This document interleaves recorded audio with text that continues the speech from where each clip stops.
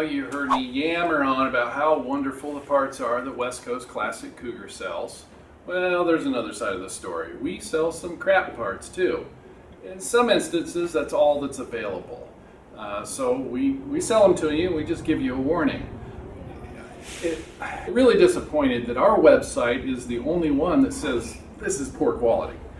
If you go to other guys' websites, all these same identical products are there, and I challenge you, find nary a word that's bad about them. They'll say how wonderful they are, made in America, quality. I disagree. You'll just have to choose who you're going to believe. But let me get going on here, and I'll try to keep calm here. Starter solenoids. You know, there's, I don't know, a dozen different makers out there, but there's one that's billed as Concours correct. And he has the C7AF- yada yada yada part numbered. It's in black. This is not for use. This is only for people that look at their cars and don't start them. In fact, you could be jeopardizing your car if you put this on there. I was at Barrett Jackson a few years ago selling my 69 Cougar Jet Convertible, and I put a fresh one of these on there. I was a little bit leery, to be honest with you, but I put a fresh one of these on there. And about the fourth time I started it there, stuck. And there the car started and it kept on cranking. Da-da-da-da-da-da, and I had to quick get out of the car, open the hood, had hood pins, and undo a battery cable to get it stopped. And quickly bolt on another. How embarrassing right there. You know, that I could have melted down the cables, I could have ruined the starter, it could have ruined my chances to net the big money for that car. So I say, Ford still sells the original, and other sellers sell the Motorcraft. And when I say original, unfortunately, it's the later service replacement part number of D2 instead of C7. Only for use in people who don't start their car is what I suggest for this starter solenoid. And we say right there on our website, no returns. It's guaranteed to fail, or your money back. The Concours voltage regulators. Poor quality inside. I wish they would just put an electronic version on here. So what you do, we sell them both ways on our website. What you can do is just buy the cover and put the cover only on your solid state voltage regulator. Enough said about that. Unlike our front valence, these rear valences just don't fit. I mean, they look good and everything, but as you put them on, you'll start going, you know, these screws behind your bumper, and you'll notice each one gets a little further off, and you get to about here, and you got to oblong the hole. Oblong the hole even more on this. Well, that's not such a bad deal, whatever. It gets worse. Oblong this one even further, but then you go to bolt this side up. After you bolted it up to the other side, it ain't going to reach. Big gaps here, frustration. You've just painted it, you're ready to put it together. You already threw away your original one because it was bent. You thought this would be a better way to go. Depending on who you buy it from, one website just might say excellent quality. No, it's junk. And then you go to return it to certain places and they're like, oh, we've never heard that before. Baloney. Motor mounts. Now, there's nothing wrong with this motor mount. I don't even know where we get this one. It's just a cheap small block motor mount. They didn't change left to right for years. But the problem is, all the websites say 67 to 70 whatever. Well, that's incorrect. And Napa will say it. Every one of your Mustang sites will say it. I've argued with retailers. They say I'm wrong. I'm sorry. I'm right. Everybody else is wrong. 67 was a one-year only small block motor mount. And it'll have, if you got an original, it'll say right on there C7 yada yada yada yada. Well, they changed the geometry of them from 6.7 to 6.8. So you try to put a 6.8 motor mount on your 6.7 frame stand, the holes aren't going to line up. And a lot of you know this for a fact. You bought one, then you returned it, then you went to Napa, and you went here, you're just going crazy.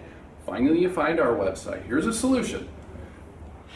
You buy the 6.8, or we sometimes have used 6.7 ones if you really want a used, expensive, 50-year-old motor mount.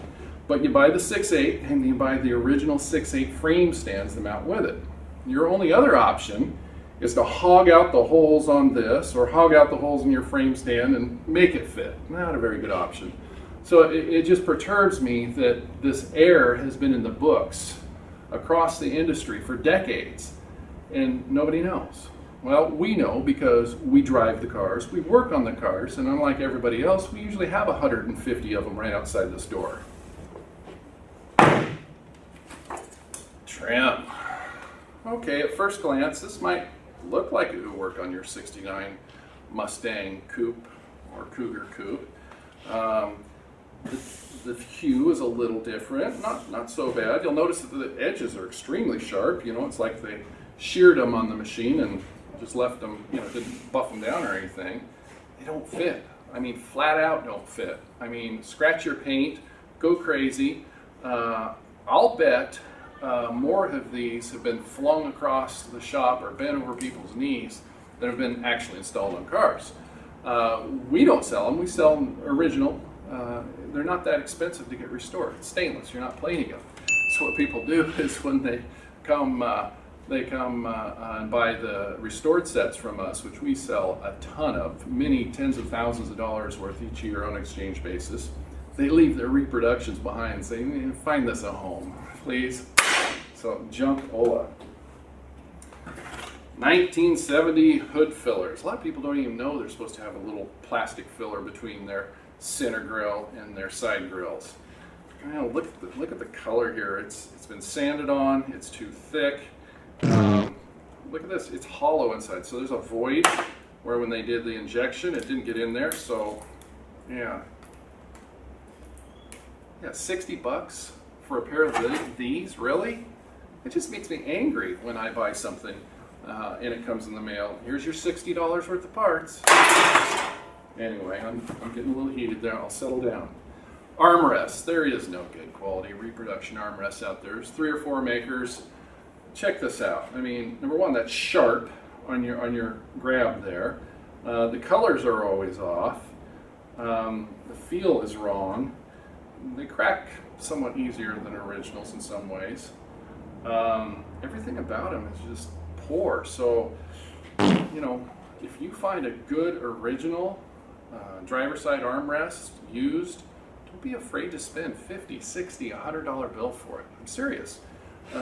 You might balk at that because you can find these for $20 bills, brand new, all over. Some of them even say free shipping. You get what you pay for sometimes.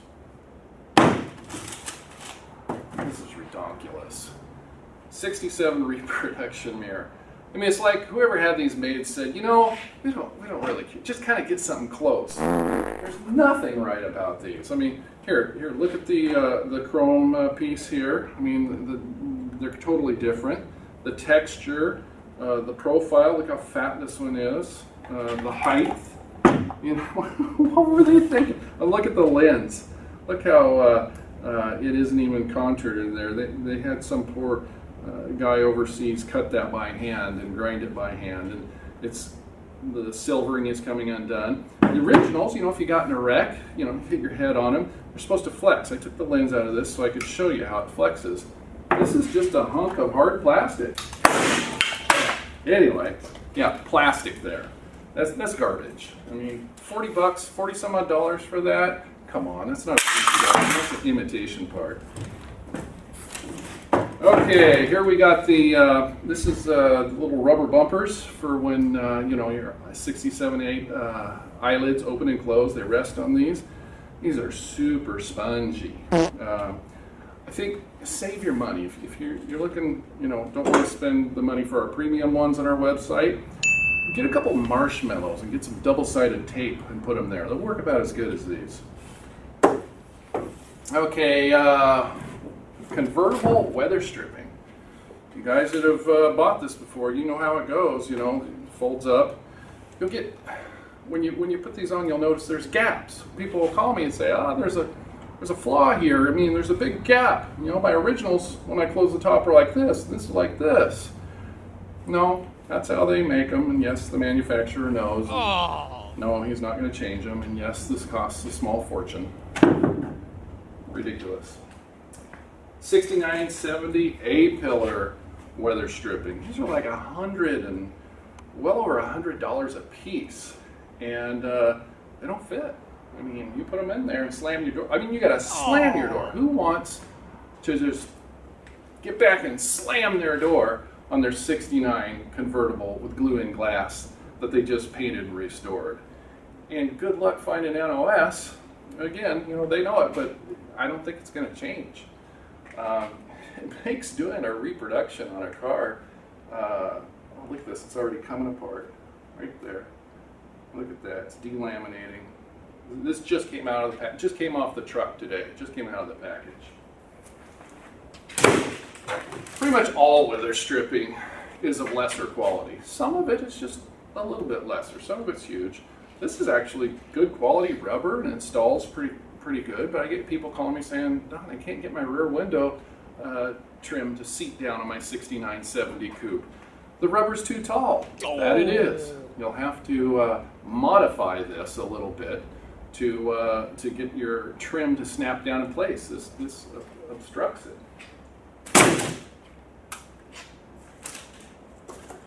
Hood pad.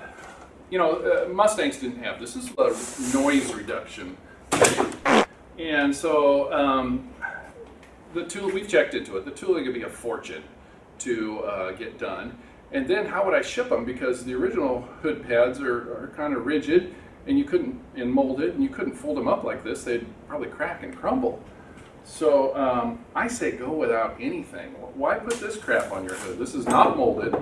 So what's going to happen is it's not rigid, so it's going to hang down, and as you go down the road, it's going to take all the paint off your air cleaner or the chrome off your air cleaner. The only thing these are good for, and I had this happen one time, I had an engine fire. You panic. What do? You pull down your hood pad and smother your carburetor for it. So there you go. If you don't have a fire extinguisher handy, good sacrifice on this. So think twice about throwing out your original because, you know, a mouse got it or it's missing a little corner or it's greasy. There's no reproduction that's adequate. I say nothing is better than this. Reproduction glass, made in China. Oh boy.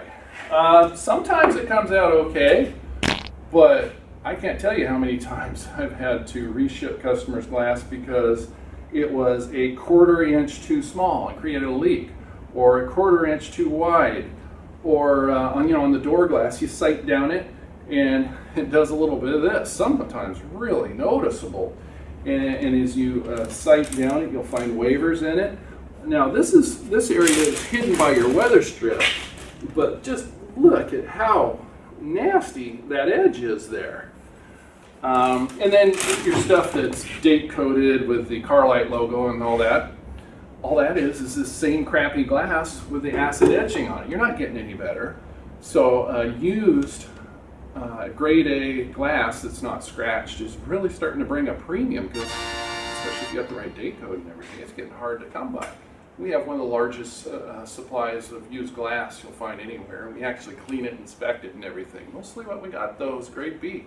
Sorry. Okay, locks. I don't care which lock you buy from us. All of our reproductions are not as good as quality as the originals. You may say, oh, look at this. It's an inexpensive set, all keyed alike. Wouldn't that be easy just to do them all at once, brand new? The tolerances are loose in them. We get complaints about them all the time. I say rekey your originals. If one of yours is damaged, buy a used original from us. And then any locksmith can rekey them in just minutes. You know, they're really low tech here. You know, they pop this cover, they change some tumblers. It shouldn't cost you much at all.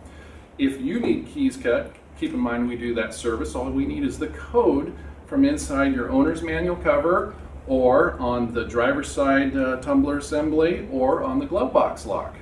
So resist buying new, stick with original on your locks. Okay, moving along. Oh boy, here's a favorite. 6970 coupe quarter panel skins made by, well, I won't even say who they're made by, but I don't know, you notice anything here? Oh, a little bit wide there. It's trimmed to fit, to be honest. The problem is 69 and 70 quarter panels are different. A lot of people don't realize that in 70 they had an optional tire size that what they did is they enlarged the wheel opening for. So your wheelhouses are different, your trunk floor is different, your rocker moldings are shorter on a 70 because this increased. Well, I almost said the name, I'm not saying the name. The people that make this say this is a 6970 quarter panel. Which is it? If it's an average between the two, then it's not going to fit either one. Yikers.